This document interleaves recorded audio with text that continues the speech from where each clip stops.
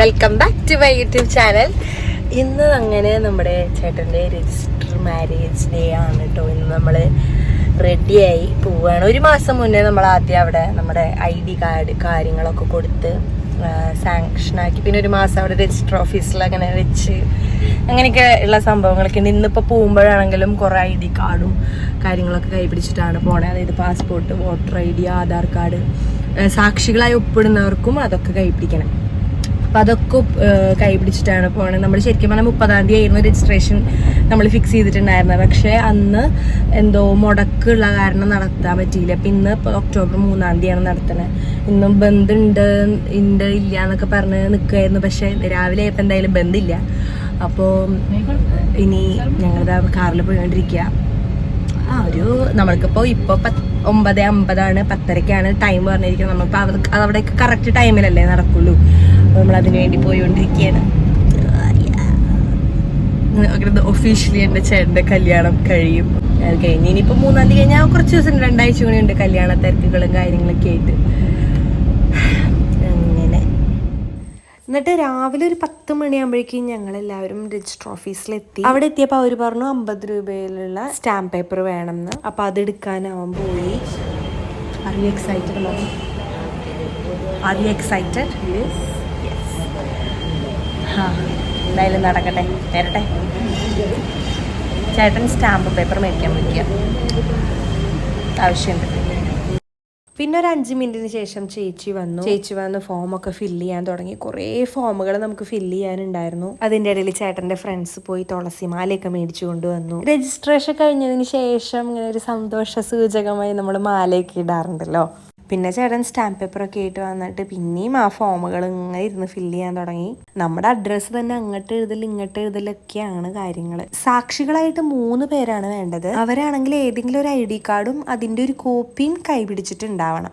നമ്മുടെ കൈവശമുള്ള രേഖകളിലുള്ള പോലെ തന്നെ നമ്മൾ ഈ ഫോമുകളിലൊക്കെ ഫില്ല് ചെയ്യണം. ചെറിയൊരു മിസ്റ്റേക്ക് പോലും പാടില്ല. ഇവരിപ്പോൾ 2 പേരും തൃശ്ശൂർ തന്നെ ആയതുകൊണ്ട് തൃശ്ശൂർ രജിസ്ട്രാർ ഓഫീസിലാണ് ഇത് നടന്നുകൊണ്ടിരിക്കുന്നത്. ഇവരൊക്കെ ചേട്ടൻ്റെ ബാല്യകാല സുഹൃത്തുക്കളാണ് കേട്ടോ. ഇവർ മാത്രമല്ല, കുറച്ച് പേര് കൂടി ഉണ്ട്. ചേട്ടൻ്റെ ഗാങ്ങിലത്തെ ഫസ്റ്റ് മാരേജ് ആണിത്. ചേട്ടനാണെങ്കിൽ ജർമ്മനിയിൽ നിന്ന് വന്ന് 2-3-4 ദിവസമേ ആവണുള്ളൂ. അവൻ്റെ വിശേഷങ്ങളടങ്ങ് പറഞ്ഞ് കഴിഞ്ഞിട്ടുമില്ല. അതിൻ്റെ ഇടയിൽ അവർ ഫോം പിന്നെയും ഫില്ല് ചെയ്തുകൊണ്ടിരുന്നു. ചേച്ചിക്കാണെങ്കിൽ ടെൻഷൻ എന്ന് വെച്ച് കഴിഞ്ഞാൽ ചെറിയൊരു തെറ്റ് പോലും പാടില്ലല്ലോ. അതിൽ ചുറ്റും എല്ലാവരും നിൽക്കണമുണ്ട്. അങ്ങനെ 10:30 വന്ന് 11 മണിയൊക്കെ ആകുമ്പോഴേക്കും കഴിഞ്ഞ് തിരിച്ചു പോവാന്ന് വിചാരിച്ചു വന്ന പരിപാടി കഴിഞ്ഞതൊരു 12:30-1 മണിയായിട്ടാ. ഓരോ ഫോം ഫില്ല് ചെയ്ത് കൊടുക്കുമ്പോഴും ഓരോന്ന് ഇങ്ങോട്ട് തന്നിട്ട് അതും ഫില്ല് ചെയ്തുകൊണ്ടിരുന്നോണ്ടിരിക്കുകയായിരുന്നു.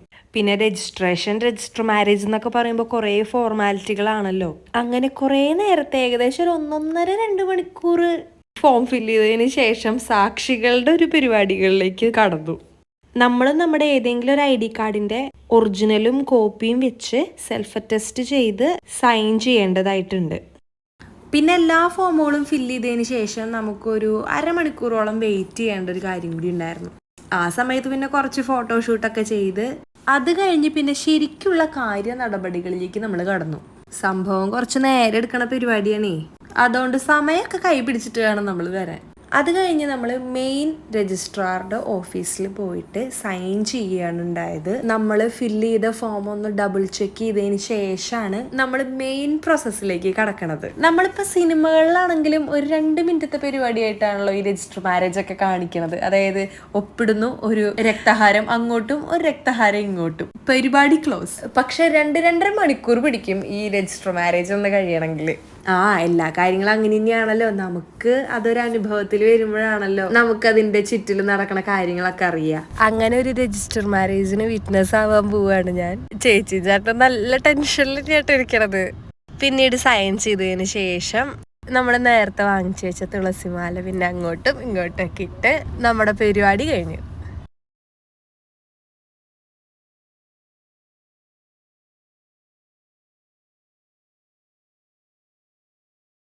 മാലയിട്ടതിന് ശേഷം പിന്നീടും ഒപ്പിടലും കാര്യങ്ങളൊക്കെ ഉണ്ടായിരുന്നു.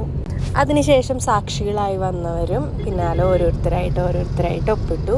വെറുതെ ഒപ്പിടുക മാത്രമല്ല, നമ്മുടെ ഡീറ്റെയിൽസ്, നമ്മുടെ അഡ്രസ്സും കാര്യങ്ങളെല്ലാം അതും അതിൽ എഴുതണം. 3-4 കൊല്ലം മുമ്പ് പ്ലാൻ ചെയ്തൊരു കാര്യമാണ് ഇപ്പോൾ നടക്കാൻ പോണത്. സാക്ഷികളായിട്ട് ഇപ്പോൾ ഞാനും അമ്മയും പിന്നെ ചേച്ചിയുടെ അനീത്തിയാണ് നിന്നത്.